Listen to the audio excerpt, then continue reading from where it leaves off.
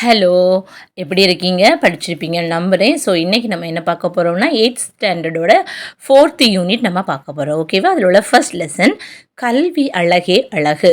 மனிதனுக்கு அழகையும் உயர்வையும் தரக்கூடிய உண்மையான அணிகலன் எது அப்படின்னு சொல்லிட்டு தான் இந்த பாடல் கூறுகிறது. உண்மையான அணிகலன் எதுவாக இருந்திருக்கும்? கல்வி. சரியா? கற்றோருக்கு கல்வி நலனே கலனல்லால் மற்றோர் அணிகலம் வேண்டாவாம் முற்ற முழுமணி பூணுக்கு பூண் வேண்டா யாரே அழகுக்கு அழகு செய்வார். என்ன சொல்கிறாங்க அப்படின்னு சொன்னால், ஒளி வீசக்கூடிய அந்த மணிகளால் செய்யப்பட்ட ஒரு நகை இருக்குன்னு வச்சுக்கோங்களேன். அதுக்கு மேலும் அழகூட்டுவதற்கு வேற ஒரு நகை தேவை கிடையாது. சரியா? ஏற்கனவே அது ஒளி வீசக்கூடிய மணிகளால் செய்யப்பட்டிருக்கு. அப்போ அதுக்கு என்னது வேறு இது தேவையில்லை. அதே மாதிரி கல்வி கற்றவங்களுக்கு அவங்க கற்ற கல்வி தான் அழகு தரும். அதனால அழகு சேர்க்கைக்கு வேற அணிகலன்களோ வேற நகைகளோ அவங்களுக்கு தேவையில்லை. ஸோ முதல்ல பார்த்து வச்சுக்கோங்க. கற்றோருக்கு கல்வி நலனே. நெக்ஸ்ட் அழகுக்கு அழகு செய்வார். ஆசிரியர் யாரு? குமர குருபரர். பொருள் பார்க்கலாம். கலன் அணிகலன், கலன் அணிகலன். முற்ற ஒளிர, முற்ற ஒளிர. குமரகுருவரர் பார்த்தீங்கன்னா 17ஆம் நூற்றாண்டை சேர்ந்தவங்க. நிறைய சிற்றிலக்கியங்களை இவங்க இயற்றிருக்காங்க. எதெல்லாம் அப்படின்னா, கந்தர் கலிவெண்பா, கைலை கலம்பகம், சகலகலா வல்ல மாலை, மீனாட்சி அம்மை பிள்ளைத்தமிழ், முத்துக்குமார சுவாமி பிள்ளைத்தமிழ். கந்தர் கலிவெண்பா, கைலை கலம்பகம், சகலகலா வள்ளி மாலை, மீனாட்சி அம்மை பிள்ளைத்தமிழ், முத்துக்குமார சுவாமி பிள்ளைத்தமிழ். இந்த இதுக்கு பார்த்திங்கன்னா நீதி நெறி விளக்கம் என்ற இதை தான் ஏற்றிருக்கிறாங்க. அதில் தான் இந்த கல்வி அழகே அழகுனே வருது. சரியா? ஏன் நீதி நெறி விளக்கம்னு பெயர் பெற்றுச்சுன்னா, மக்களுடைய வாழ்க்கைக்கு தேவையான அந்த நீதிகளை இது சுட்டி காட்டுறதுனால நீதி நெறி விளக்கம்னு பெயர் பெற்றது. அப்போ நீதி நெறி விளக்கத்தினுடைய ஆசிரியர் யாரு? குமர குருபரர். இந்த நீதிநெறி விளக்கத்துல கடவுள் வாழ்த்து உட்பட, சரியா, கடவுள் வாழ்த்து கூட சேர்ந்து 102 வெண்பாக்கள் காணப்படுகிறது. சரியா? நீதிநெறி விளக்கத்துல எத்தனை? 102 வெண்பாக்கள். இந்த நூல்ல உள்ள ஒரு பாடல் தான் கல்வி அழகே அழகு. சரியா? நெக்ஸ்ட் பார்க்கலாம். கல்வி கரையில கற்பவர் நாள் சில மெல்ல நினைக்கின் பிணிப்பல தெள்ளிதின் ஆராய்ந்தமை உடைய கற்பவே நீரொழிய பாலுன் குறுகின் தெரிந்து. கல்வி கரையில கற்பவர் நாள் சில. இது கேட்ட கொஸ்டின். சரியா? இது எந்த நூலில் இடம்பெற்றிருக்கு அப்படின்னு கேட்பாங்க. நாலடியார். நெக்ஸ்ட் புக் பேக்ல உள்ளது பார்க்கலாம். கற்றவருக்கு அழகு தருவது எது? கல்வி. கலனல்லால் பிரித்து எழுதும் போது எப்படி வரும்? கலன் கூட்டல் அல்லால். ஓகேவா? நெக்ஸ்ட் அடுத்த லெசன் புத்தியை தீட்டு. புத்தியை தீட்டு. அறிவே ஆற்றல் என்பது ஆன்றோர் கூற்று. அப்போ அறிவே டேஸ் என்பது ஆன்றோர் கூற்று, ஆற்றல். ஒரு மனிதனை வாழ்வில் உயர செய்வது எது அப்படின்னா அறிவும் அந்த அறிவை கொண்டு செய்யக்கூடிய உழைப்பும். அப்போ அறிவும் உழைப்புமே ஒரு மனிதனை வாழ்வில் உயரச் செய்யும். அறிவினாலும் அன்பினாலும் பிறரை வெல்லும் வெற்றியே நமக்கு பெருமை தரும். எதனால வெல்லணும் நம்ம மற்றவங்களை? அறிவினாலும் அன்பினாலும். அதுதான் நமக்கு என்னது? பெருமிதத்தை தரும். அந்த வெற்றி தான் சிறப்பானதாகவும் அமையும் அப்படின்னு சொல்றாங்க. ஸோ அந்த புத்தியை தீட்டு என்ற பாடலை நம்ம பார்க்கலாமா? கத்தியை தீட்டாதே உந்தன் புத்தியை தீட்டு, கண்ணியம் தவறாதே அதிலே திறமையை காட்டு, ஆத்திரம் கண்ணை மறைத்திடும் போது அறிவுக்கு வேலை கொடு. ரொம்ப கோவத்தில் அப்படி கண்ணை மறைச்சு அப்படி கோவம் வந்துடும், அடிச்சு கொண்டுடலாமா அப்படின்னு தோணும் இல்லையா? அந்த நேரத்தில் நிதானமாக நம்ம என்னது அறிவோடு யோசித்து நம்ம அதை செயல்படணும். உன்னை அழித்திட வந்த பகைவன் என்றாலும் அன்புக்கு பாதை விடு. நம்மளை கொல்லவே வந்தாலும் சரி, நம்ம என்னதான் பண்ணணுமா? அந்த அன்பாக தான் நடந்துக்கணுமா? அவன் நம்மளை கொல்ல வந்தான்னு சொல்லிட்டு நம்மளும் ஒரு கத்தி எடுத்து கொல்லக்கூடாது அப்படின்னு இந்த ஆசிரியர் சொல்றாரு. நெக்ஸ்ட், மன்னிக்க தெரிந்த மனிதனின் உள்ளம் மாணிக்க கோயிலப்பா. அப்ப எது மாணிக்க கோயில்னு சொல்றாங்க? யாருக்கு மன்னிக்க முடியக்கூடிய ஒரு உள்ளம், மனம் இருக்குதோ அவங்க தான் மாணிக்க கோயில். இதை மறந்தவன் வாழ்வு தடம் தெரியாமல் மறைந்தே போகுமப்பா. மன்னிக்க தெரியலன்னா என்னது? நம்மளுடைய வாழ்க்கையே தடமறைந்து போகும்னு சொல்றாங்க. இங்க இருப்பது சில காலம், கொஞ்ச காலம் தான் நம்ம இங்க இருக்க போறோம். இதற்குள் ஏனோ அகம்பாவம். அகம்பாவம்னா என்னது? பொருள் செருக்கு. அகம்பாவம்னா என்னது? செருக்கு. அப்ப இங்க இருக்கிறது சில காலம் தான். அதனால் எதுக்கு நமக்கு செருக்கு வேணும்? எதுக்கு பெருமை வேணும்? இதனால் ஏதாவது லாபம் இருக்கா? இதனால் உண்டோ ஒரு லாபம்? இதை எண்ணிப்பாரு தெளிவாகும் அப்படின்னு சொன்னது யாருன்னா ஆலங்குடி சோமு. அப்ப புத்தியை தீட்டு என்ற பாடலின் ஆசிரியர் ஆலங்குடி சோமு. சோமு. பொருள் பார்க்கலாம். தடம், அடையாளம், அகம்பாவம், செருக்கு. இந்த ஆலங்குடி சோமு பார்த்தீங்கன்னா திரைப்பட பாடல் ஆசிரியராக தான் புகழ் பெற்றவங்க. சரியா? இவங்க சிவகங்கை மாவட்டத்தில் உள்ள ஆலங்குடி என்ற ஊரில் பிறந்தனால ஆலங்குடி சோமு அப்படின்னு அழைக்கப்படுறாங்க. தமிழ்நாடு அரசுடைய கலைமாமணி விருதும் இவங்களுக்கு கிடைச்சிருக்கு. புக் பேக்கில் வந்து பார்க்கலாமா? என் நண்பர் பெரும் புலவராக இருந்தபோதும் டேஸ் இன்றி வாழ்ந்தார். சோம்பல் வருமா? இல்லை. வருத்தம் வருமா? இல்லை. வெகுளினா என்ன? கோபம் இல்லை. அப்போ அகம்பாவம், செருக்கு இல்லாமல் வாழ்ந்தாங்க.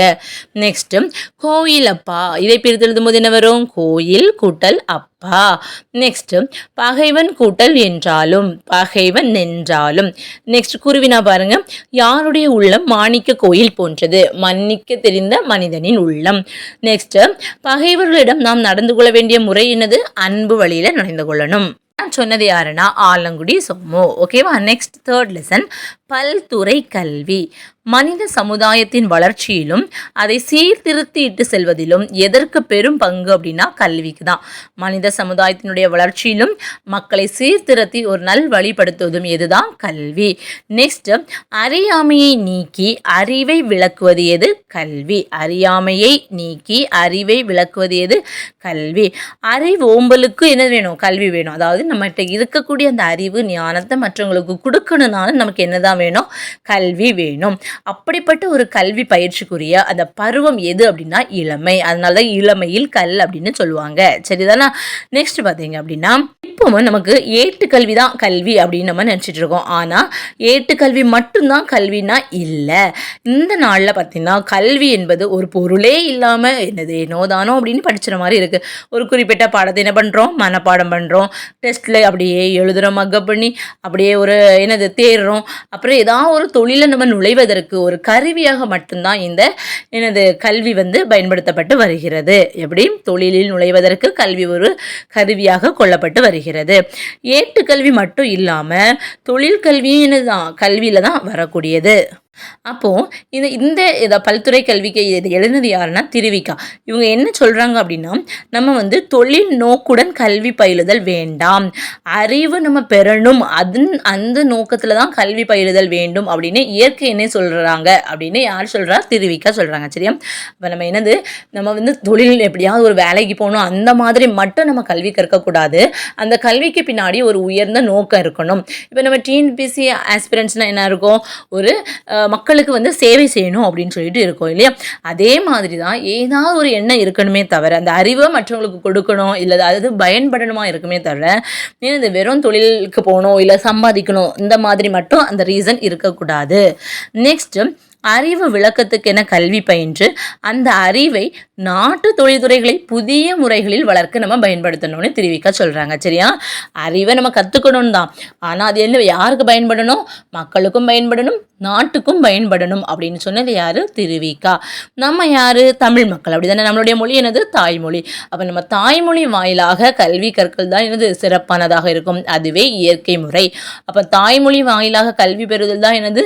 இயற்கை முறையாக இருக்கு. அதே மாதிரி இன்னும் உங்களுக்கு நிறைய ஓய்வு நேரம் இருக்குது, நிறைய வாய்ப்புகள் இருக்குது அப்படின்னு சொன்னால் நீங்கள் பல மொழிகளும் பிற மொழிகளையும் நீங்கள் கற்றுக்கொள்ளலாம். அதில் தப்பே இல்லை. ஆனால் முதல்ல நீங்கள் கற்கும்போது தாய்மொழி வழியாக கல்வி பயிற்றாதான் அது நல்லது அப்படின்னு சொல்கிறாங்க. அப்புறம் தாய் நாடு அப்படின்னு பேர் சொல்கிறோன்னா அது வந்து தாய்மொழியிலேருந்து தான் வந்தது அப்படின்னு சொல்லது யார்? திருவிக்கா. நெக்ஸ்ட் ஐநா அவையினுடைய முதல் பெண் தலைவராக இருந்தது யார்? விஜயலட்சுமி பண்டிட். அவங்க வந்து ஒன்று சொல்லியிருக்கிறாங்க, கல்வி என்பது ஒரு வருவாயை தேடக்கூடிய வழிமுறை மட்டும் இல்லை, அது மெய்மை உண்மையை தேடவும் அறநெறியை கற்றுக்கொள்ளவும் மனித ஆன்மாவுக்கு பயிற்சியளிக்கக்கூடிய ஒரு நெறிமுறை. எப்படி? கல்வி என்பது வருவாய் தேடக்கூடிய வழிமுறை இல்லை, மெய்மையை தேடவும் அறநெறியை கற்றுக்கொள்ளவும் மனித ஆன்மாவுக்கு பயிற்சியளிக்கக்கூடிய ஒரு நெறிமுறைன்னு விஜயலட்சுமி பண்டிட், அதாவது ஐநா அவையினுடைய முதல் பெண் தலைவர் வந்து சொல்லியிருக்கிறாங்க. தமிழ் வழி கல்வி நமக்கு அவசியமா? ஏன்னா தமிழில் கல்வி போதிக்கக்கூடிய அளவுக்கு போதிய கலைகள் இல்லை, சிறப்பான அறிவியல் கலைகள் இல்லை அப்படின்னு சொல்லிட்டு நிறைய பேர் சொல்லிக்கிட்டே இருக்கிறாங்க. அப்போ நம்ம என்ன பண்ணணும்? அவரவர் தாம் கண்ட புதுமைகளை முதல்ல நம்மளுடைய தாய்மொழியில் தான் அவங்க எழுதுவாங்க. கரெக்ட் தானே? இப்போ எனக்கு ஒரு கவிதை தோன்றுது, இல்லை உங்களுக்கு ஒரு பாடல் வரிகள் தோன்றுது, நம்ம அப்போ என்ன எழுதுவோம்? நம்மளுடைய தாய்மொழியில் தான் எழுத தோன்றும். அப்படி தானே? அதுக்கு அப்புறம் தான் என்னது அது சிறப்பாக மிக சிறப்பாக அமைஞ்சிருந்துச்சுன்னா பிற மொழிகளிலும் அது பெயர்த்து எழுதப்படும். அப்படிதானே? அப்போ அந்த மொழிபெயர்ப்பு முறையை நம்ம என்ன பண்ணணும், தாய்மொழியை வளர்க்கறதுக்கு நம்ம யூஸ் பண்ணணும். அப்போ குறியீடுகளுக்காக பல மொழிகளில் நின்று நம்ம கடன் வாங்குவது தமிழ் மொழிக்கு இழுக்கு ஆகாது. ஏன் அப்படின்னா இயற்கை நுட்பம் என்பது கலப்பில் வளர்ச்சி உண்டு என்பது. அப்போ கலப்பில் வளர்ச்சி உண்டது என்பது தான் இயற்கை நுட்பம். அப்போ தமிழை வளர்க்கக்கூடிய முறையிலும் அந்த அளவிலும் என்னது நம்ம கலப்பை கொள்ள வேண்டும். அதாவது பிற மொழியிலிருந்து அந்த நூல்களை என்னது தமிழ் மொழிக்கு மாற்றம் செய்து கொள்ள வேண்டும். அப்போ அந்த பிற மொழி சார்ந்த அந்த அறிவுகள் நமக்கு என்னது வளரும். அதுதான் இங்கே திருவிக்கா அவர்கள் சொல்ல வராங்க. அப்போ தமிழ் மொழியில் அறிவுக்கலை இல்லை இல்லை இல்லை அப்படின்னு சொல்லிட்டு இந்த பழம்பாட்டை பாடுறதுக்கு பதிலாக அந்த கலைகளை தமிழில் பெயர்த்து எழுதி தாய்மொழிக்கு ஆக்கம் தேடுவோம் என்று புதுப்பாட்டை பாடுமாறு யாரை வேண்டிக் கொள்றாங்கன்னா திருவிக்கா சகோதரர்களை. சரியா? அப்போ கலைகள் யாவும் தாய்மொழி வழியாக மாணாக்கருக்கு அறிவுறுத்த பெறும் காலம்தான் தமிழ் தாய் மீண்டும் அரியாசனம் ஏறும் காலம். அப்போ தமிழ் தாய் மீண்டும் அரியாசனம் ஏறும் காலம் எது? கலைகள் எல்லாம் என்னது தமிழ் மொழி வழியாக நம்மளுடைய தமிழ்நாட்டு மாணவர்களுக்கு கிடைச்சிச்சு அப்படின்னா அதுதான் எனது தமிழ் தாய் மீண்டும் அரியாசனம் ஏறும் காலம். நெக்ஸ்ட் காப்பிய கல்வி. வாழ்விற்குரிய இன்பத்துறை வெறும் படிச்சுட்டே இருந்தால் போதுமா? இல்லை, காவிய இன்பமும் முக்கியமானது. அப்போ இந்த இன்பங்களிலே தலையாயது அப்படின்னு சொன்னால் அந்த காவிய இன்பத்தை நம்ம சொல்லலாம். தமிழிலேயே பார்த்தீங்கன்னா நிறைய இலக்கியங்கள் இருக்குது. இப்போ நான் என்ன சொல்ல போகிறது ரொம்ப முக்கியம். சரியா? இயற்கை ஓவியம் என 10 பாட்டு அழைக்கப்படுகிறது. இயற்கை ஓவியம் 10 பாட்டு. இயற்கை இன்ப களம் கலித்தொகை. களம் கலித்தொகை ஞாபகம் வச்சுக்கோங்க. இயற்கை வாழ்வில்லம் திருக்குறள். இயற்கை வாழ்வில்லம் திருக்குறள். இயற்கை இன்ப வாழ்வு நிலையங்கள் இரட்டை காப்பியம் சிலப்பதிகாரமும் மணிமேகலையும். இயற்கை இன்ப வாழ்வு நிலையங்கள் என சிலப்பதிகாரமும் மணிமேகலையும். இயற்கை தவம் எனது சிந்தாமணி. இயற்கை பரிணாமம் கம்பராமாயணம். இயற்கை அன்பு பெரிய புராணம். முக்கியமானது இயற்கை அன்பு பெரிய புராணம். இயற்கை இறையுறையுள் தேவார திருவாசக திருவாய் மொழிகள். இந்த மாதிரியான தமிழ்லேயே நிறைய இலக்கிய கருவூலங்கள் காணப்படுகிறது. இதையெல்லாம் நம்ம நுகரணும் அப்படின்னு ஆசிரியர் சொல்றாரு.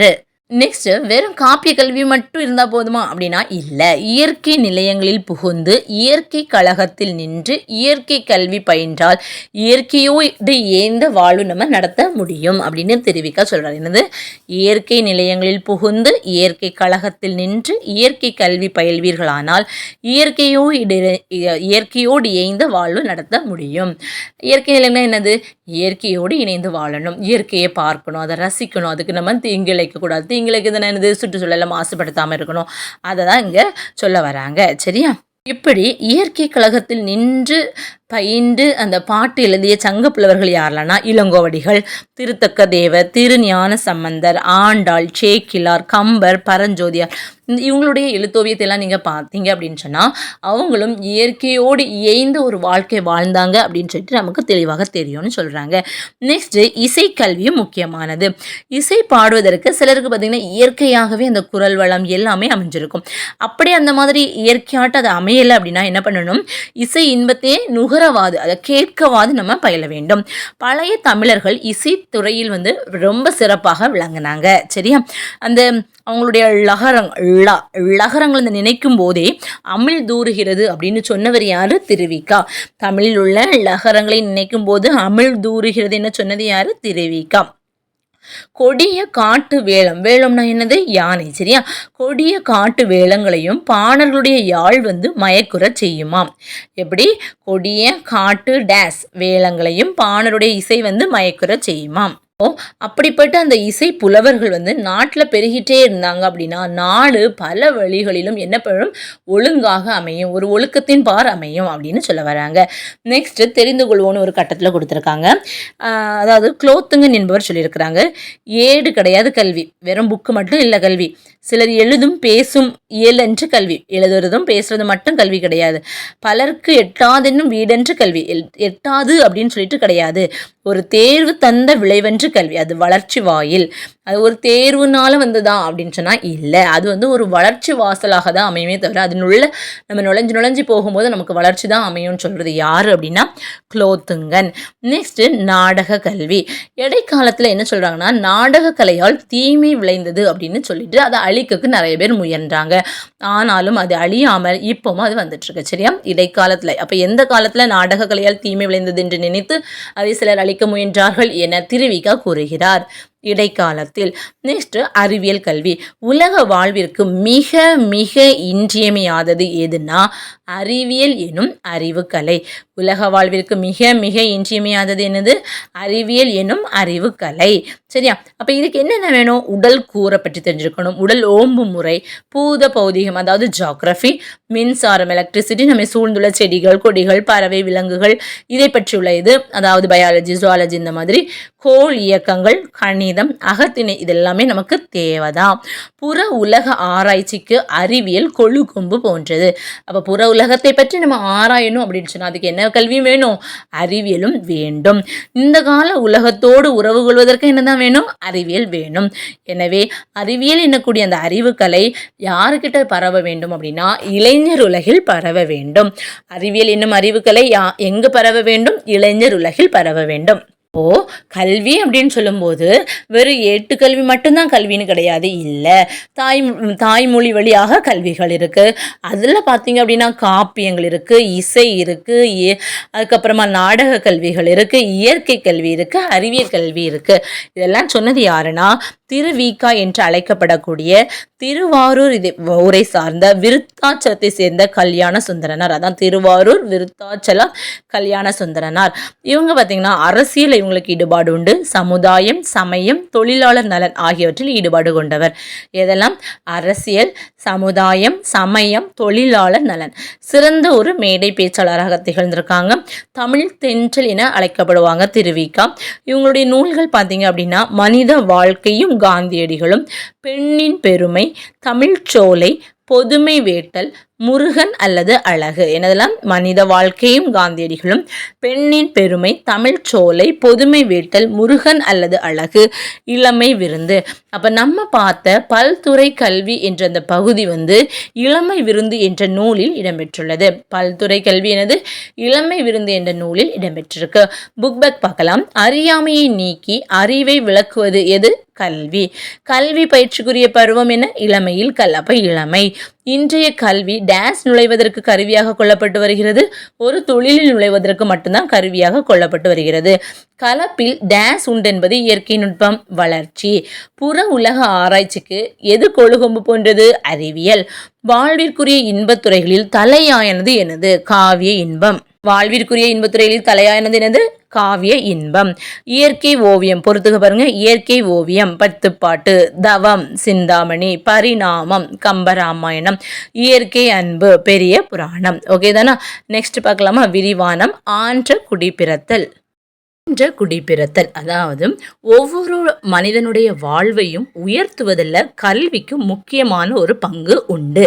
மனிதனுடைய உள்ள ஆழத்தில் கிடக்கக்கூடிய அந்த நற்பண்புகளை வெளிக்கொண்டு வருவதும் சரி, நம்முடைய வாழ்க்கையில் சிறந்த மாற்றத்தை ஏற்படுத்துவதும் சரி, இதுதான் என்னது? கல்வியினுடைய நோக்கம். சரியா? ஸோ அப்படிப்பட்ட ஒரு கதையை தான் நமக்கு இங்கே கொடுத்துருக்குறாங்க. என்ன சொல்கிறாங்கன்னா, அன்புடைமை ஆன்ற குடிப்பிறத்தல் இவ்விரண்டும் பண்புடைமை என்னும் வழக்கு. இந்த குறள் எந்த அதிகாரத்திலிருந்து இடம்பெற்றிருக்குன்னா பண்புடைமை என்னும் அதிகாரத்திலிருந்து இடம்பெற்றிருக்கு.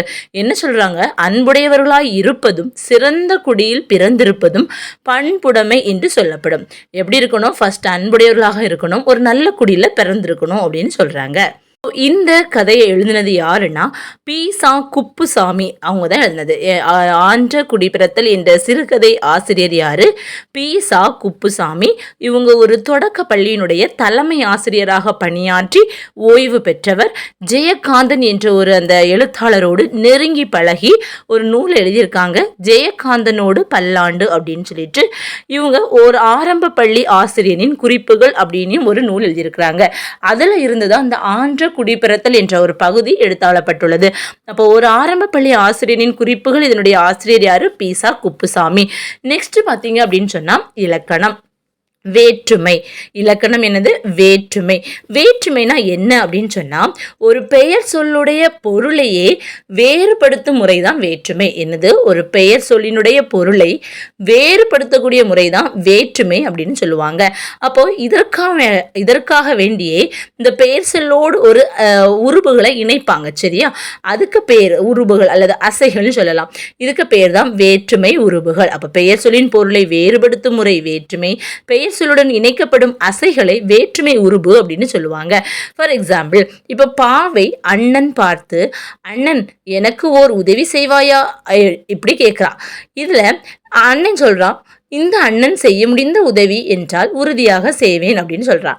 உடனே அவள் பாவை சொல்கிறா, என் அண்ணன் உள்ளம் எனக்கு தெரியும், என் அண்ணன் என் மீது மிகுந்த அன்பு உண்டு. இப்படி இதெல்லாம் படிக்கும்போது உங்களுக்கு ஏதாவது மீனிங் கம்ப்ளீட் ஆன மாதிரி இருக்கா? இல்லை. அப்போ எப்படி சொல்லணும்? பாவை அண்ணன் பார்த்து அண்ணன் எனக்கு ஓர் உதவி செய்வாயா இப்படியா கேட்பாங்க? இல்லை. பாவை அண்ணனை பார்த்து அண்ணா எனக்கு ஒரு உதவி செய்வாயா அப்படின்னு தானே கேட்பாங்க.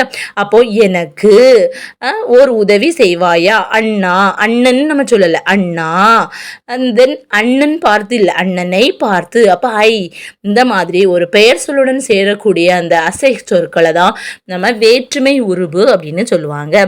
சில இடங்களில் பார்த்தீங்கன்னா அந்த உருபுகளுக்கு பதிலாக அந்த முழு சொல்லே வேற்றுமை உருபாக வரும். அதுக்கு பேர் சொல்லுருபு. சில இடங்களில் எப்படி அந்த உருபுகளுக்கு பதிலாக முழு சொல்லே வேற்றுமை உருபாக வரும். அதை என்ன சொல்லுவாங்கன்னா சொல்லுருபுன்னு சொல்லுவாங்க. இப்போ எக்ஸாம்பிள் பார்க்கலாம். ஓவியர் தூரிகையால் ஓவியம் தீட்டினார். இப்போ இதில் என்னது? ஆள் என்பது வேற்றுமை உருபு. ஸோ இது எப்போ புரியும் அப்படின்னு சொன்னால் நம்ம வேற்றுமை பார்த்ததுக்கு அப்புறம் இது இந்த லாஸ்ட்டாக பார்க்கலாம். சரியா? தெரிந்து கொள்வோம்.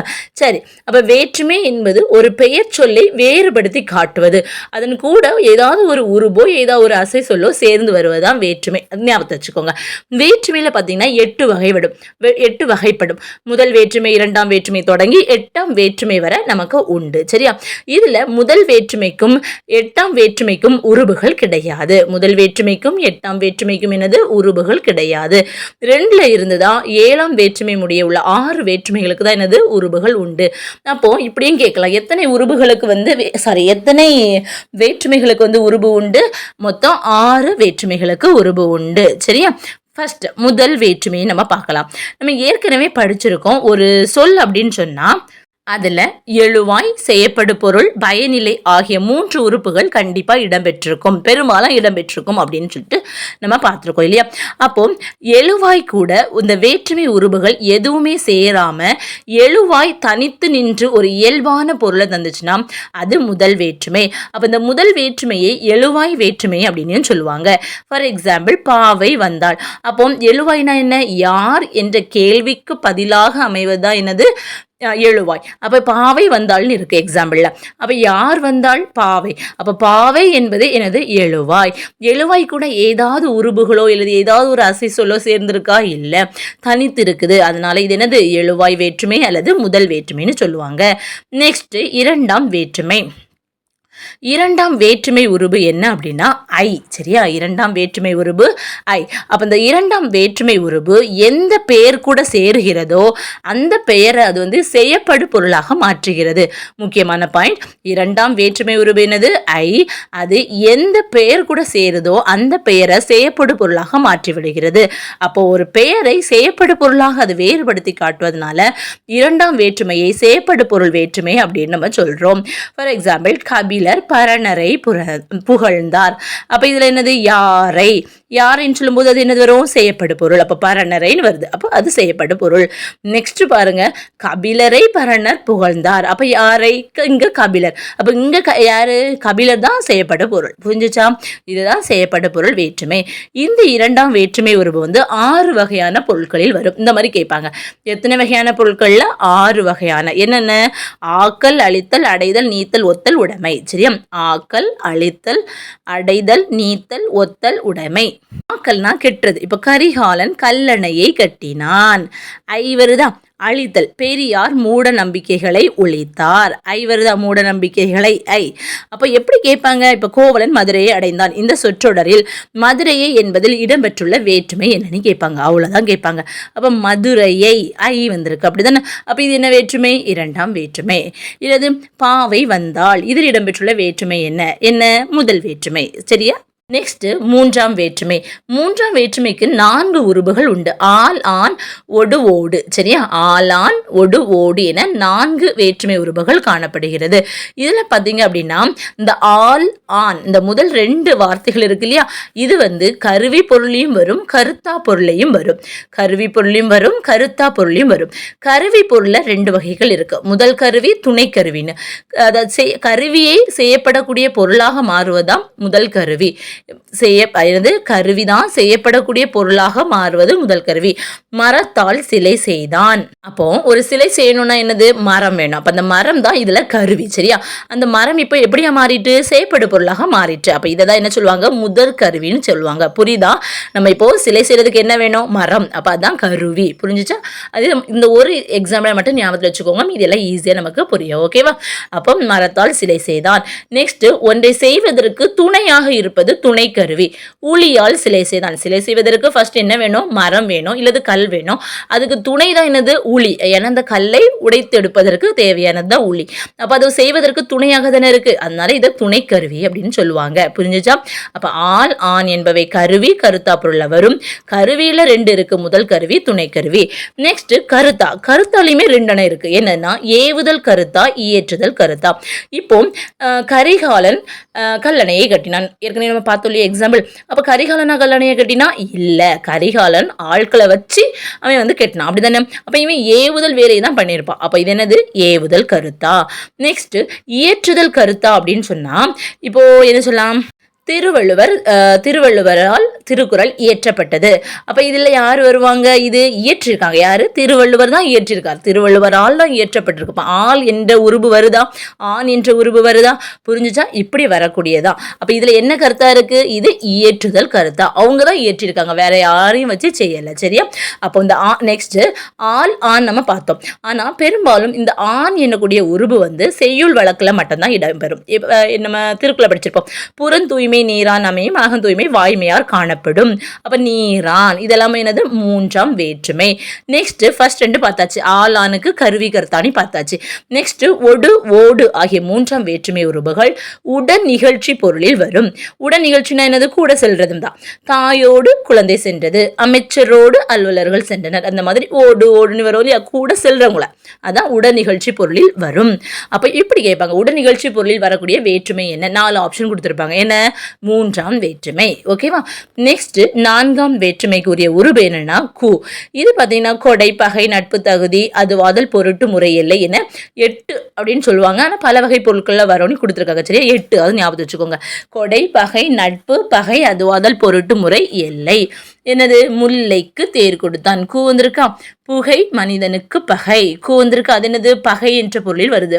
இப்படியும் கேட்கலாம். சரியா? நமக்கு வந்து இப்போ குரூப் 2னால ஸோ வந்து குரூப் 1 விட டஃபாக தான் இருக்கும். அதனால கொஞ்சம் பார்த்து வச்சுக்கோங்க. அப்போ கபிலருக்கு நண்பர் பரணர். இது வந்து வருது தான் 4ஆம் வேற்றுமை. கபிலருக்கு நண்பர் என்ற ஒரு இது வந்தனால இது எந்த பொருளில் வருது? நட்பு பொருளில் வருது.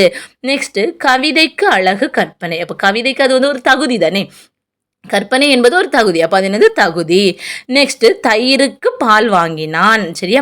அப்போ அது ஒரு என்னது? பால்ல இருந்து தயிராகும் பொருட்டு அது வாங்கியிருக்காங்க. அதுவாதல். அதுவாதல் பால் வந்து தயிராதல், அதான் அதுவாதல். நெக்ஸ்ட் தமிழ் வளர்ச்சிக்காக பாடுபட்டார். தமிழ் வளர்ச்சியின் பொருட்டு பாடுபட்டார். பொருட்டு. செங்குட்டுவனுக்கு தம்பி இளங்கோ. செங்குட்டுவனுக்கு தம்பி என்பது என்னது? ஒரு முறை வருது இல்லையா? அப்போ அந்த முறை இந்த மாதிரி தான் வரும். ஈஸி தான். சரியா? தமிழ்நாட்டுக்கு கிழக்கு வங்கக்கடல். இது என்னது? எல்லையை குறிப்பிடுகிறது. இதில் வந்திருக்க வேற்றுமை உருவு என்ன? தமிழ்நாட்டுக்கு.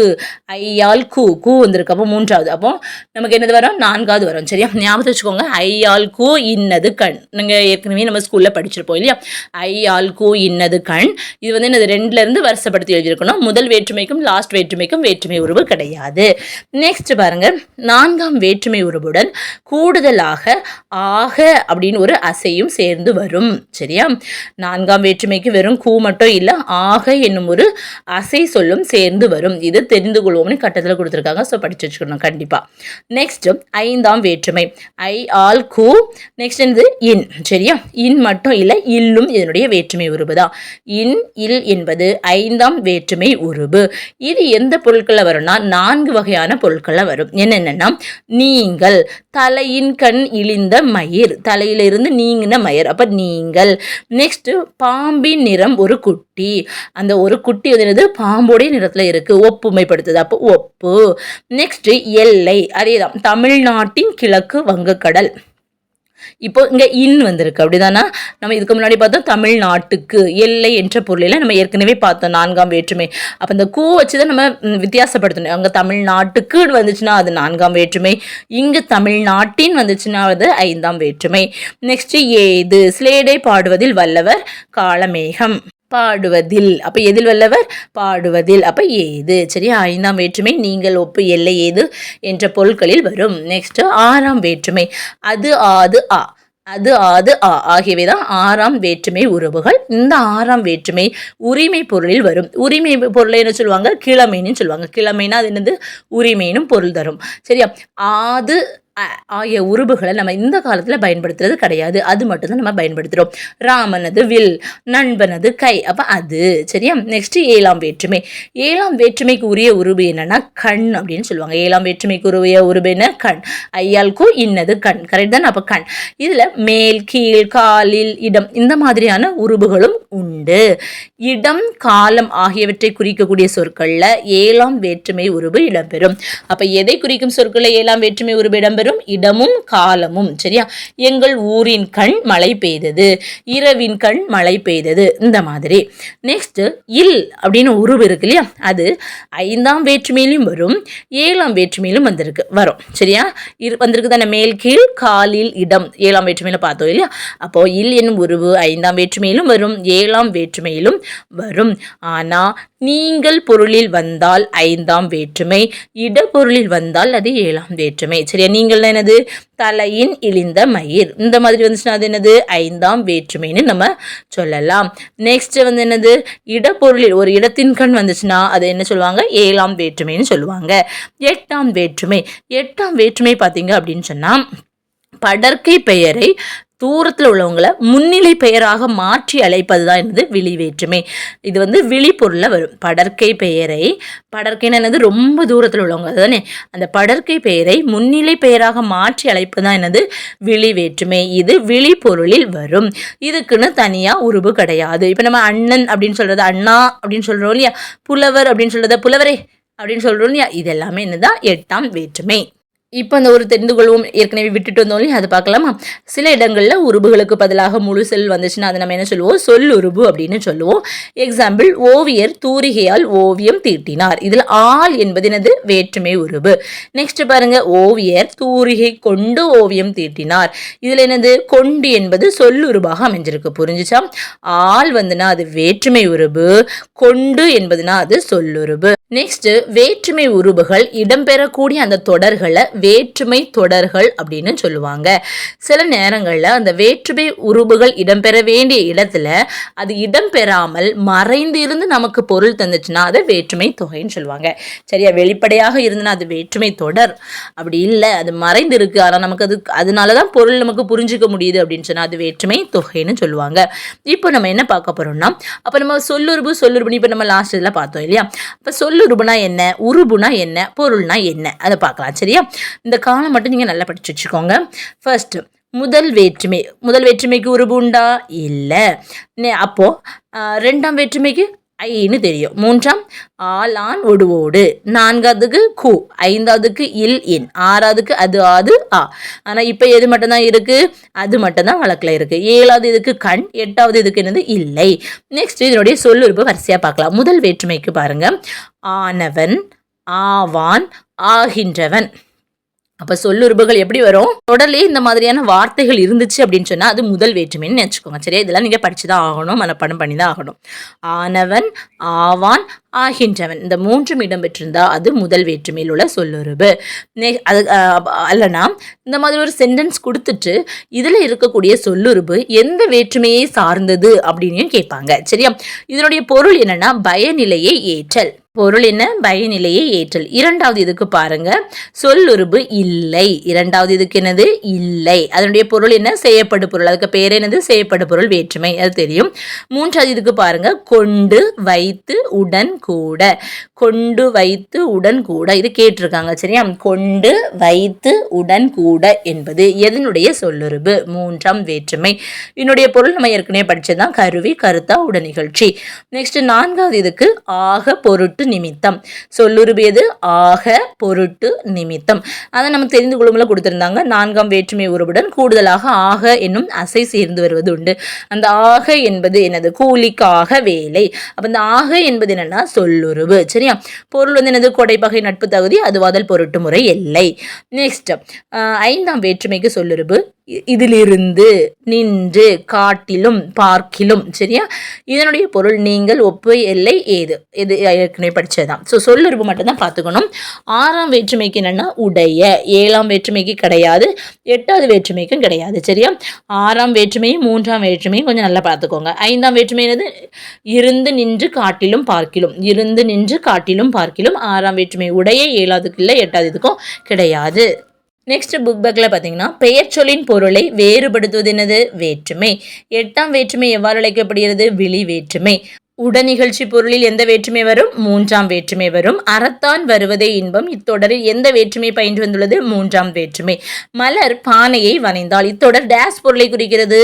மலர் பானையை வனைந்தாள். அப்போ உருவாக்குறாங்க அப்படிதான். அப்போ இது என்ன பொருளில் வரும்? ஆக்கல் என்ற ஒரு பொருளில் வரும். நெக்ஸ்ட் பொறுத்துக. 3ஆம் வேற்றுமை ஐயால் கூ அப்படிதான். ஐயால் அப்ப என்னது? மண்ணால் குதிரை செய்தான். 4ஆம் வேற்றுமை ஐ ஆல் கூ அப்படிதானே. அப்ப என்ன வரும்? ராமனுக்கு தம்பி இலக்குவன். முறை என்ற பொருளில் வந்திருக்கு. 5ஆம் வேற்றுமை என்ன? ஐயால் கூ இன். எங்க இருக்கு? ஏவுதல் கலையில் சிறந்தவன், ஏகலைவன். சரியா? 5ஆம் வேற்றுமை. 6ஆம் வேற்றுமை என்ன? பாரினது தேர். ஓகே தானே? நெக்ஸ்ட் நிறுத்தற் குறிகள் பார்க்க போறோம். கார் புள்ளி, அதாவது ஒரு பொருட்கள் நம்ம எண்றோம்னு நினச்சிக்கோங்களேன். 1 2 3 அப்படின்னு சொல்லுவோம் இல்லையா? அப்போ அதில் ஒரு கமா வரும். இதில் குறிஞ்சி, முல்லை, மருதம், நெய்தல், பாலை ஆகியன 5 இணைகள். அப்போ இதில் ஒவ்வொரு இதுலையுமே கமா வரும். நெக்ஸ்ட் கடிதத்தினுடைய விழிமுன் கார்புள்ளி வரும். அன்புள்ள நண்பா. நெக்ஸ்ட் என்ன போடுவோம்? கமா. கமா தான் என்ன சொல்றாங்க? கார்புள்ளி. சரியா? நெக்ஸ்ட் வினை எச்சங்களுக்கு பின்பு கார்புள்ளி வரும். வினை எச்சங்கள்னா லாஸ்ட் எப்படி முடியும்? ஊடி கொண்டு முடியும். சரியா? ஒரு வினை சொல் ஊ அப்படின்னு வரும். சென்று. அப்போ என்னது? ஈர்க்குட்டல் ஊ. அப்போ ஊனி வருதா? அப்போ இது வினையச்சம். அப்போ வினையச்சத்துக்கு அப்புறம் என்ன வரும்? கார்புள்ளி வரும். நெக்ஸ்ட் மேற்கோள் குறி. அப்பாஸ்ட்ரபி இருக்கு இல்லையா? 2 இதுக்கு இடையில இருந்துச்சுன்னா அதுக்கு முன்னாடி கார்புள்ளி வரும். அதாவது ஸ்டேட்மெண்ட்டாக இருக்கும் தெரியுமா? டைரக்ட் ஸ்டேட்மெண்ட்டாக இருக்கும் இல்லையா? எப்படி? குழந்தை நிலவை பார்த்து கமா நிலா நிலா ஓடிவா என்று பாடியது. அப்போ மேற்கோள் குறிகளுக்கு முன்னாடி கார்புள்ளி வரும். நெக்ஸ்ட் பார்த்தீங்கன்னா முகவரியில் இறுதி வரி நீங்க ஏனைய வரிகளினுடைய இறுதியில் ஒரு முகவரி நம்ம எழுதுறோம் அப்படின்னு சொன்னால் அனுப்புனர் எழுதுறோம். கீழே வந்து ஒரு பெயர் போட்டு கமா அப்படி தானே போடுவோம். அப்போ ஒவ்வொரு இதுலையுமே நம்ம என்னது? கமா போடுவோம். நெக்ஸ்ட்டு அரைப்புள்ளி. அரைப்புள்ளி இது எங்கே அப்படின்னா ஒரே எழுவாயில் பல வாக்கியங்கள் தொடரக்கூடிய இடத்துல அரைப்புள்ளி வரும். எக்ஸாம்பிள் என்னென்னா கரிகாலன் கங்கை வரை படையெடுத்து சென்றான். அப்போ இதில் என்ன வரும்? அரைப்புள்ளி. கனக விசயருடன் போரிட்டான். சரியா? ஒரே எழுவாய் பல வாக்கியங்கள் தொடருது. நெக்ஸ்ட் உடன்பாடு எதிர்மறை கருத்துக்களை ஒரே வாக்கியத்தில் நம்ம கூறும்போதும் அரைப்புள்ளி வரும். எப்படி? நல்லவன் வாழ்வான். அப்போ அரைப்புள்ளி. தீயவன் தாழ்வான். புரிஞ்சுச்சா? நல்லவன் தீயவன் இந்த மாதிரி உடன்பாடும் எதிர்மறை கருத்துக்கள் வரக்கூடிய இடத்துல அரைப்புள்ளி வரும். நெக்ஸ்ட் முக்கார் புள்ளி. இது வந்து என்னன்னா சிறு தலைப்பான ஒரு தொகை சொல்லை விரித்து எழுதும் போது நமக்கு என்ன போடுவோம்? முக்கார் புள்ளி போடுவோம். அது மட்டும் இல்லாமல் என்ன அனுப்புனர் பெறுநர் அதுலேயும் எப்படி போடுவோம் இல்லையா? ஸோ அப்போ அதை பார்த்து வச்சுக்கணும். நெக்ஸ்ட் முற்றுப்புள்ளி. ஒரு சொற்றொடருடைய இறுதியில் நம்ம முற்றுப்புள்ளி போடுவோம். சொற்குறுக்கங்கள் இப்போ திரு வி கா. அப்போ திருக்கடுதல் என்ன போடுவோம்? புள்ளி வைப்போம். வி அடுத்தது புள்ளி வைப்போம். கா அதுக்கப்புறம் புள்ளி வைப்போம். அந்த சொற்குறுக்கங்களை அடுத்தும் முற்றுப்புள்ளி வரும். நெக்ஸ்ட் பெயருடைய தலைப்பெழுத்து அடுத்து முற்றுப்புள்ளி வரும். இனிஷியலுக்கு பக்கத்தில் நம்ம புள்ளி போடுறோம் இல்லையா? அதான் முற்றுப்புள்ளி சொல்கிறாங்க. நெக்ஸ்ட் வினாக்குறினா என்னது? சேக்கிலார் எழுதிய நூல் எது? அப்போ எது? அந்த லாஸ்ட்டில் என்ன வரும்? ஒரு வினாக்குறி வரும். அது எழுதியிருப்பீங்க. எல்லாருக்குமே ஈஸி தான் அது. நெக்ஸ்ட்டு வியப்புக்குறி. ஒரு மகிழ்ச்சியோ இல்லை ஒரு சந்தோஷமோ இல்லை ஒரு பயமோ இல்லை அது கவலையோ இரக்கமோ இந்த மாதிரியான உணர்ச்சியை வெளிப்படுத்தக்கூடிய இடத்துலையும் வியப்புக்குறி வரும். என்னதெல்லாம்? தமிழின் இனிமைத்தான் என்னே அப்போ என்ன, அப்போ இது என்னது ஒரு வியப்பு, அப்போ அதில் ஒரு ஆச்சரியக்குறி. நெக்ஸ்ட் பாம்பு பாம்பு வாங்க வாங்க அப்படி சொல்லுவோம் இல்லையா, அப்போ இதில் என்னது வரும், வியப்புக்குறி வரும், அச்சம். நெக்ஸ்ட் அந்தோ இயற்கை அழிகிறதே, அப்போ ஒரு கவலை, அப்போ அவலம், இதுலேயும் வியப்புக்குறி வரும். நெக்ஸ்ட் ஒற்றை மேற்கோள் குறி, அதாவது ஒரு தனி சொல்லையோ இல்லை ஒரு தனி எழுத்தையோ இது விளக்கி நம்ம காட்டுறோம் அப்படின்னு சொன்னால் அந்த இரட்டை மேற்கோள் குறி இருக்கு இல்லையா, அதில் இன்னொரு கூற்று வருது அப்படின்னாலும் அதுக்குள்ள என்ன வரும், ஒற்றை மேற்கோள் குறி வரும். எப்படி, இப்போ நல்ல என்பது குறிப்பு பெயரச்சம்னு சொல்கிறோம் அப்படிதானா, அப்போ இது வந்து தனி சொல்லதான் இந்த குறிப்பு பெயரச்சம் என்ற ஒரு வார்த்தையினால நம்ம விளக்குறோம் அப்படிதானா. நல்ல என்பது ஒரு குறிப்பு பெயரச்சம், அப்போ அந்த நல்லைக்கு மேலே ஒரு என்ன பண்ணணும், ஒற்றை மேற்கோள் குறி போடணும். இப்போ இன்னொரு சொல்லக்கூடிய கூற்றுகள் இருக்குன்னு, ஒரு கூட்டத்தின் தலைவர் அறிஞர் அண்ணா அவர்கள் இப்போது தலைப்பில்லை என்னும் தலைப்பில் பேசுவார். அப்போ இதுல முக்கியமான பாயிண்ட் என்ன, தலைப்பில்லை என்னும் ஒரு தலைப்பு, அப்ப தலைப்பில்லை தானே முக்கியம். அப்ப அதுக்கு மேல என்னது, ஒற்றை மேற்கோள் குறி போடுவாங்க. என்னன்னா இரட்டை மேற்கோள் என்னது, இன்னொரு கூற்று உள்ள வரும்போது நம்ம மேற்கோள் குறி போடுவோம் அப்படின்னு சொல்லிட்டு பார்த்து வச்சுக்கோங்க. நெக்ஸ்ட் இரட்டை மேற்கோள் குறி, அதாவது நேர்கூற்றுகள்ல இப்ப திருவிக்கா மாணவர்களிடம் தமிழ் காவியங்களை படியுங்கள், இன்பம் நுகருங்கள் என்று கூறினார். இதுல என்ன வரும், திருவிக்கால திரு புள்ளி வி புள்ளி கா புள்ளி, ஏன் புள்ளி வச்சோம் நம்ம, அது சொற்குறுக்கங்கள் நமக்கு தெரியும். நெக்ஸ்ட் மாணவர்களிடம், அதுக்கப்புறம் என்ன போடணும், கமா போடணும். ஏன் கமா போடுறோம், ஒரு மேற்கோள் குறிக்கு முன்னாடி கமா வரும். நெக்ஸ்ட் அவர் என்ன சொல்றாரு, தமிழ் காவியங்களை படியுங்கள் இன்பம் நுகருங்கள், அவ்வளவுதான் அவருடைய பாயிண்ட். அப்ப என்ன பண்ணணும், அதுல மேல இரட்டை மேற்கோள் குறி போடணும் என்று கூறினார். சரியா, இந்த மாதிரி உங்களுக்கு கொடுத்துட்டு அதுல நீங்க இந்த மாதிரி கமா போட்டு எழுதுங்க, இல்ல வந்து உணர்ச்சி குறியில் இடுங்க அப்படின்னு சொல்லிட்டு கேட்பாங்க. நம்ம அது நிரப்புற மாதிரி வரும். சரியா, எனக்கு பிடித்த நூல்களுடன் வாழ்நாள் முழுவதும் சிறையில் அடைத்தாலும் மகிழ்ச்சி அடைவேன் அப்படி சொன்னது யாரு, நேரு. எனக்கு பிடித்த நூல்களுடன் வாழ்நாள் முழுவதும் சிறையில் அடைத்தாலும் மகிழ்ச்சி அடைவேன் சொன்னது யாரு, நேரு. இங்கே ஒரு நமக்கு கொஸ்டின் கேட்டிருக்காங்க பாருங்க. ஃபஸ்ட்டு பூக்கள் நிறைந்த இடம் சோலை ஆகும். இதை ஏதாவது ஒரு போடணுமா, லாஸ்ட்டில் ஒரு ஃபுல் ஸ்டாப் மட்டும் வச்சா போதும். சரியா, ஃபுல் ஸ்டாப் மீன்ஸ் முற்றுப்புள்ளி. நெக்ஸ்ட்டு திருக்குறள் அறம் பொருள் இன்பம் என்னும் முப்பால் பகுப்பு கொண்டது. அப்போ லாஸ்ட்டில் கண்டிப்பாக ஒரு என்ன முற்றுப்புள்ளி வைக்கணும். அறம் பொருள் இன்பம்னு ஒரு 3 இதை கொடுத்துருக்காங்க. அப்போ என்ன பண்ணணும், அறம் கமா பொருள் கமா. நெக்ஸ்ட் தமிழ் மொழி செம்மையானது, தமிழ்மொழி வலிமையானது, தமிழ்மொழி இளமையானது. இப்படி எழுத வேண்டியதை தமிழ்மொழி செம்மையானது, வலிமையானது, இளமையானதுன்னு கொடுத்துருக்காங்க. அப்போ நமக்கு இதில் என்ன வரும், செம்மையானதுக்கு அப்புறம் அரைப்புள்ளி, வலிமையானதுக்கு அப்புறம் அரைப்புள்ளி. ஏன், இதில் வந்து ஒரே எழுவாய் ஆனால் பல வாக்கியங்கள் வந்திருக்கு. லாஸ்ட்ல என்னது வரும், முற்றுப்புள்ளி. நெக்ஸ்ட் கபிலன் தன் தந்தையிடம், அப்போ என்ன வரணும், இப்போ திருவிக்கா மாணவர்களிடம் நம்ம பார்த்தோம் இல்லையா, தன் தந்தையிடம், அப்போ கமா. இன்று மாலை விளையாட போகட்டுமா, அப்போ என்னது மேலே இரட்டை மேற்கோள் குறி வரும். போகட்டுமான்னு கொஸ்டின் கேட்குறாங்க. அப்போ என்னது ஒரு வினாத்தொடர் என்று கேட்டான், லாஸ்ட்ல முற்றுப்புள்ளி. நெக்ஸ்ட் திருவிக்கா எழுதிய பெண்ணின் பெருமை என்னும் நூல் புகழ் பெற்றது. அப்போ லாஸ்ட்ல ஒரு முற்றுப்புள்ளி வந்துடும். ஓகே, திருவிக்கா என்னது ஒரு குறுக்கம் அப்படிதான். அப்போ திரு புள்ளி வி புள்ளி கா. நெக்ஸ்ட் எழுதிய, காக்கு அப்புறம் புள்ளி வருமா, வரும். சரியா, எழுதிய பெண்ணின் பெருமை, அப்போ பெண்ணின் பெருமைக்கு என்ன வரும், இது ஒரு தனி சொல்லை பற்றி தான், இல்லை ஒரு தனி நூலை பற்றி, ஒரு தனி தலைப்பை பற்றி பேச போறாங்க அப்படின்னு சொன்னா நம்ம மேலே என்ன பண்ணணும், ஒற்றை மேற்கோள் குறி. அப்ப இது என்ன நூல், பெண்ணின் பெருமை என்னும் நூல். அப்ப பெண்ணின் பெருமைக்கு மேல என்ன போடணும், ஒற்றை மேற்கோள் குறி போடணும். சரியா, லாஸ்ட்ல முற்றுப்புள்ளி வைக்கணும். நெக்ஸ்ட் கட்டத்தில் நிரப்புக மாதிரி ஒரு கொடுத்துருக்காங்க. திரைப்பட பாடலாசிரியர் சோமுவின் ஊர் என்ன, ஆலங்குடி. கேடில் விழுச்செல்வம் கல்வி. குமரகுருபரர் எழுதிய நூல்களுள் ஒன்று என்ன, நீதி நெறி விளக்கம். கலன் என்னும் சொல்லின் பொருள் அணிகலன். ஏட்டு கல்வியுடன் டேஸ் கல்வியும் பயில வேண்டும், இயற்கை கல்வியும் பயில வேண்டும். திருவிக்கா எழுதிய நூல்களுள் ஒன்று என்ன, உரிமை வேட்கை. மா கூட்டல் பழம் என்பது என்னது, எதனுடைய விகாரம், தோன்றலினுடைய விகாரம். ஏன்னா இடையில என்ன வரும், மா கூட்டல் பழம், மாப்பழம்னு வராது, மாம்பழம். அப்போ ஒரு புதுசாக ஒரு லெட்டர் வந்து வந்திருக்கு, எழுத்து வந்திருக்கு. அப்போ இது என்னது, தோன்றல் விகாரம். தோன்றல் விகாரத்தை பற்றி பின்னாடி பார்க்கலாம். சரியா, நெக்ஸ்ட் தமிழ் டு இங்கிலீஷ். நிறுத்தற்குறி பங்க்சுவேஷன், நிறுத்தற்குறி பங்க்சுவேஷன். அணிகலன் ஆர்னமெண்ட், அணிகலன் ஆர்னமெண்ட். திறமை டேலண்ட், திறமை டேலண்ட். மொழிபெயர்ப்பு டிரான்ஸ்லேஷன். விழிப்புணர்வு அவேர்னஸ், விழிப்புணர்வு அவேர்னஸ். சீர்திருத்தம் ரீஃபார்ம், சீர்திருத்தம் ரீஃபார்ம். இதோட 4th யூனிட் முடிஞ்சிச்சு. ஸோ நம்ம நாளைக்கு சந்திக்கலாம். ஓகேவா, தேங்க்யூ.